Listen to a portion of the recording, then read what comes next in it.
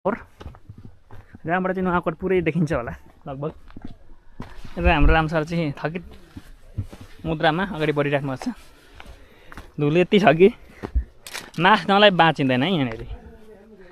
यो चाहिँ टावर हेरौँ न, कति राम्रो टावर हो, नुवाकोटे दरबार छेउको टावर।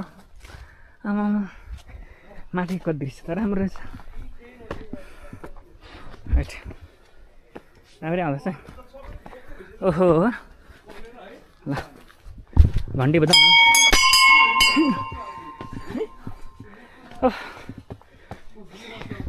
यो पनि राम्रै रहेछ, पानीको व्यवस्था रेन्जर।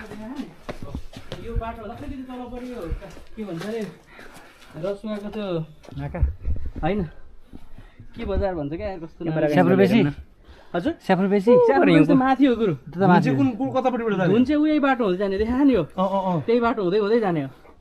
जुनचाहिँबाट माथि फेरि गयो भने त्यो फेरि उ गइन्छ कि गोसाइकुण्ड जाने बाटो त्यही त हो नि। ए बाटो ए कति लाग्छ यहाँबाट? यहाँबाट चाहिँ धुन्चेसम्म त 2 घन्टामा पुगिन्छ।